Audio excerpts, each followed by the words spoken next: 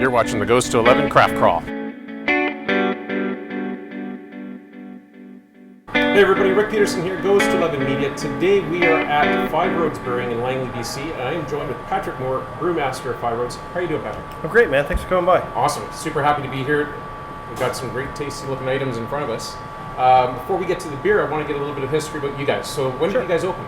We opened 5 weeks ago now. So really new. Really new. Yeah, bro. Just opened the doors pretty much. Right on. And how's it going for you? Really well. Really well. Great reception here in Langley. Really, I think a younger craft culture out here, but super supportive, which is great. And what prompted the owners or yourself with Five Roads to get going in this direction? Because there's a lot of craft breweries now. Yeah, I think I came a little bit late to the party. The project was already sort of started, but the fellows I'm working with, they chose Langley by basically looking for the right sort of demographic and population base. We've got great partners and friends around the corner, trading posts, but that was really it in this immediate area. So they saw the potential, and this is where they decided to put Five Roads. And that's how we got to know about these guys, is through the Trading Post Beer Festival. Yes. And your tent and your staff there. So, very excited to get at this. Now, your beers, what type of beers are you offering? I offer, this is kind of our starting lineup. Things will get expanded as you go. Every new brewery, you keep it simple, stupid. At least that's why my philosophy is.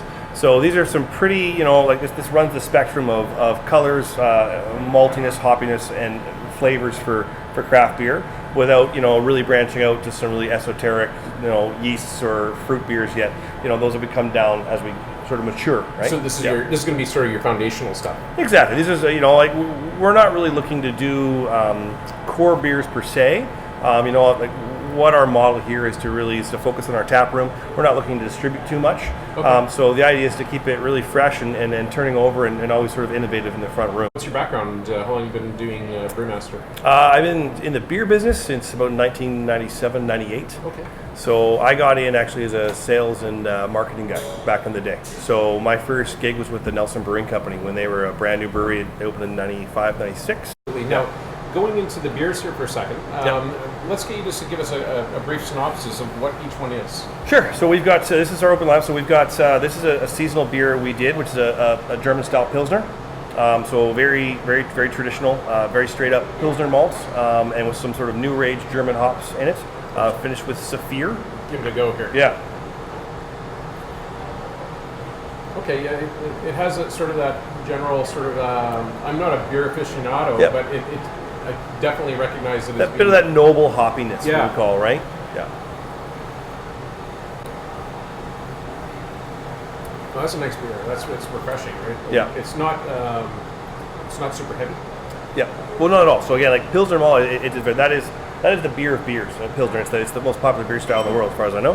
That's a beer. But again, very simple ingredients. Just it's all about the execution, right? Mm-hmm. Next up is our Langley Gold, which is what it's our gateway beer, our entry level beer. So it's the beer if you come in, I just want a straight up craft lager of some kind. So this is actually an ale.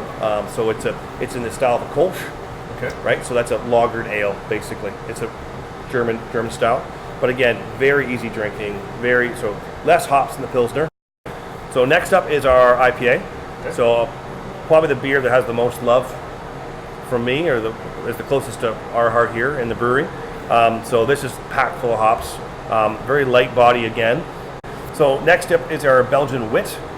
So again, very traditional Belgian style. The classic you would know commercially would be Hoegaarden, right? Yeah. So again, wheat beer, orange peel, coriander is what you get, and a little Belgian yeast. Yeah, there's a citrusy. Yeah, that's from the coriander gives off a bit of citrus, as well as the actual, obviously, orange peel. Now, not as clear as the other ones either, right? No, is that inherent with that type of a beer? That's the wheat. Yep, exactly. So you get a lot of suspended protein from the wheat. So again, like your Hefeweizens and stuff like that. Yeah. Again, they're cloudy in appearance, and it's all because of the amount of wheat. You're looking at about 40% wheat malt in there. Wow. So again, that's giving that appearance. That's very nice. We'll start getting darker now. Yep. So next is our pale ale. So a very much what I call a traditional style Northwest Pale Ale. Okay. So the classic example from back in the day, the benchmark would be Sierra Nevada Pale Ale. So this has got a bit of rye in it, so it gives a bit of a mouthfeel to it. But again, nice Pacific Northwest hops, but in balance with that malt.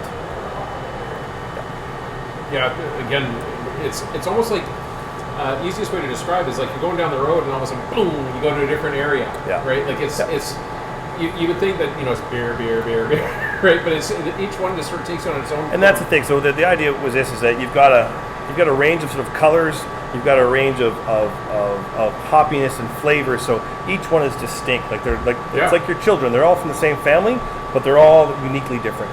Right? And there's one usually mom and dad like best. Yeah, exactly. That's So next is our ESB, so extra special bitter, brewed in the traditional style with a little Northwest twist. So again, the benchmark style for me would be Fuller's ESB out of England, but this is finished with Northwest hops. So again, this is using hops that are based off of Old English hops, but grown here in the Pacific Northwest. So you've got a bit of citrus in there, and then one of the main hops in there is Willamette, which is based off of an English hop, but it has almost like an earthiness to it. Yeah. So you got a bit of the citrus and a bit of earthiness, and then that nice malty background body mingling in there. It's nice. Yep. And then last one up there is what we call our Hello Darkness. So this is my old friend. Yeah, Hello Darkness is my old friend, exactly. So this is kind of not really in the style guidelines. This is kind of just a take on a dark beer. So not quite stout, not quite porter. So you've got chocolate, coffee, little biscuit in there. But again, otherwise fairly light, refreshing, and easy drinking without being too thick. It's nice. I definitely like there's a distinct coffee note in there. Yes, very much so. But there's no coffee in there. Really? No. Wow. No. So to me, it's fascinating how brewers and distillers get all these different flavors. There's no coffee in it, but I taste coffee. Exactly. It's really, really amazing. So, all right, Patrick. So we've got the malts here in these little shot glasses. Care to explain something about them for us? Sure. What's unique about beer, and this is basically the very basic ingredients of beer is malt or malted barley, hops, water, yeast. So this is the malt side of things. So people often ask like how we get the different colors in beers, and it's really all a function of the malt side of things. So what we have here is this is one of our base malts. So this is a very light colored malt. So this is basically where most of the alcohol we produce in beer comes from. And used by itself, this gives us sort of this range of colors here. There's these light colors, right? What we have with other malts is that basically there's a kilning or sort of caramelizing process that basically adds some color and some depth of flavor to it. And then we get sort of these color beers. And then when we got some of the darker colored beers, we got the roast malts. So again, they're roasted almost like a coffee bean would be. Well, same process through a drum roaster.